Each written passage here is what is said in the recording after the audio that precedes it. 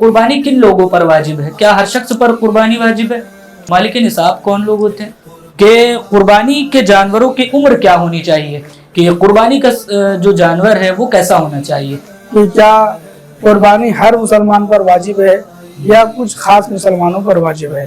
तो इसका सीधा सा जवाब ये है, मालिक निसाब के ताल्लुक से जरा कुछ जरूरी बातों की वजाहत जरूरी है।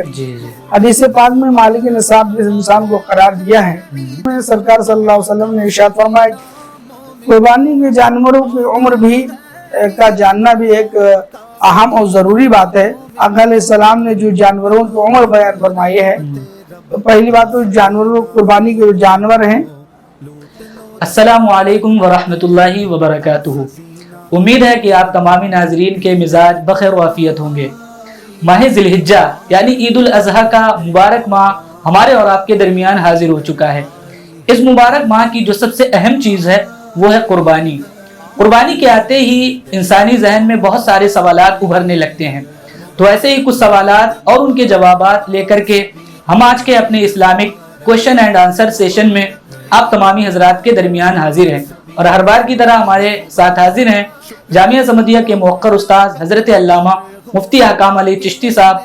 आइए आपको हजरत की बारगाह में ले चलते हैं। अस्सलामु अलैकुम व रहमतुल्लाह। व अलैकुम अस्सलाम व रहमतुल्लाहि तआला व बरकातुहू। मिजाज शरीफ कैसे हैं हुजूर? अल्हम्दुलिल्लाह। आज के इस सेशन में हम कुर्बानी के ताल्लुक से आपसे कुछ सवालात करना चाहेंगे। क्या आप इजाजत देते हैं इसकी? बिल्कुल इजाजत है, आप शरई सवालत कर सकते हैं, मैं मुमकिन हद तक उनके जवाब देने की कोशिश करूंगा इंशाअल्लाह। तो आज का हमारा पहला सवाल ये है नाजरीन की जानिब से कि कुर्बानी किन लोगों पर वाजिब है? क्या हर शख्स पर कुर्बानी वाजिब है? नहमदुहु व नुसल्ली व नुसल्लिमु अला रसूलिल करीम, अम्मा बाद, फ़अऊज़ु बिल्लाहि मिनश शैतानिर रजीम, बिस्मिल्लाहिर रहमानिर रहीम। नाजरीन, अभी हमारे मोहतरम ने जो सवाल पेश किया कि क्या कुर्बानी हर मुसलमान पर वाजिब है या कुछ खास मुसलमानों पर वाजिब है, तो इसका सीधा सा जवाब ये है कि कुर्बानी वाजिब होने के लिए कुछ शर्तें हैं। अगर वो शर्तें पाई जाती है तो कुर्बानी वाजिब होती है, अगर वो शर्तें नहीं है तो कुर्बानी वाजिब नहीं होती है। पहली शर्त ये है कि आदमी मुसलमान हो, गैर मोमिन पर कभी भी कुर्बानी वाजिब नहीं होती है। दूसरी शर्त ये है कि वो मुकीम हो, हालत सफर में ना हो, हालत इकामत में हो, मुकीम हो तो उस पर कुर्बानी। दो शर्तें ही होगी। तीसरी शर्त ये है कि वो आजाद हो, गुलाम ना हो। अगर आजाद नहीं है, वो गुलाम है, तो उस पर कुर्बानी वाजिब नहीं है। चौथी शर्त ये है कि वो मालिक निसाब हो। और पांचवी शर्त ये है कि वो नाबालिग न हो, बालिग हो। यानी नाबालिग पर कुर्बानी वाजिब नहीं होती है, चाहे वो निसाब भर माल का मालिक हो या निसाब भर माल का मालिक ना हो। दोनों सूरतों में उसको कुर्बानी वाजिब नहीं होती है।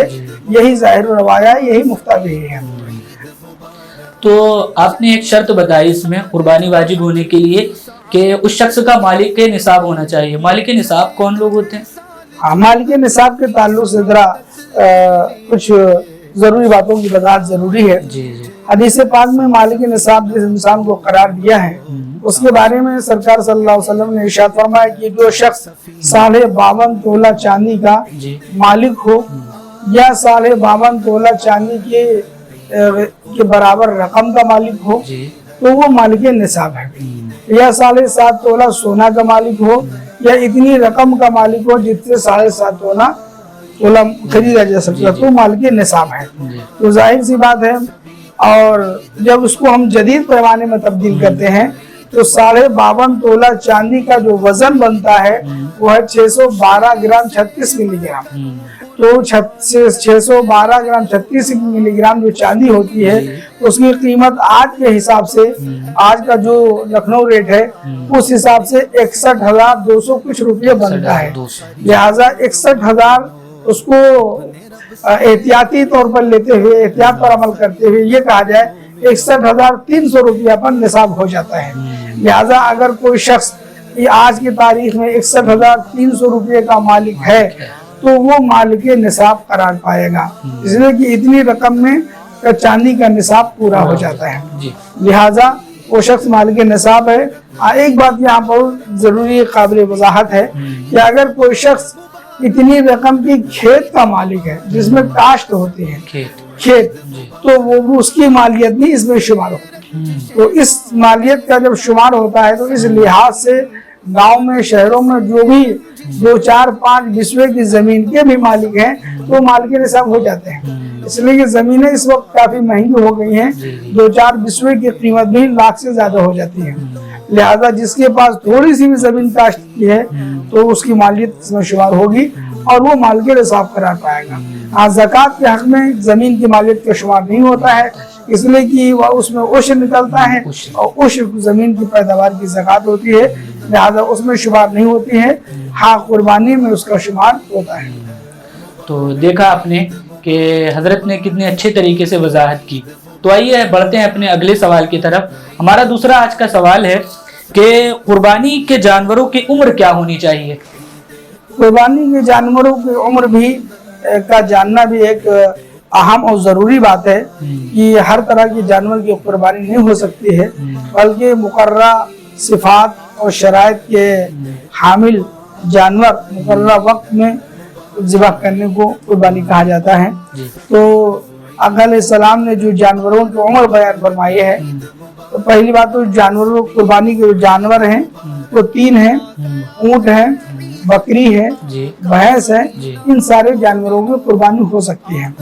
پھر ان کی عمر کو متعین فرمایا آپ نے، اونٹ کے لیے 5 سال چاہیے، 5 سال مکمل اس کے ہو گئے ہیں تو اس کی قربانی ہو سکتی ہے، اور ایک اونٹ 7 لوگوں کی طرف سے قربانی میں کافی ہے، یعنی ایک اونٹ میں 7 لوگ حصہ لے سکتے ہیں۔ دوسرا جانور ہے بھینس، بھینس کی بھی قربانی ہو سکتی ہے، 7 لوگ اس میں حصہ لے سکتے ہیں، ایک جانور 7 لوگوں کی طرف سے قربان کیا جا سکتا ہے، اس کی عمر 2 سال ہے، کامل 2 سال اس کی عمر ہے، اگر 2 سال سے کچھ بھی کم ہے تو پھر اس کی قربانی نہیں ہو پائے گی۔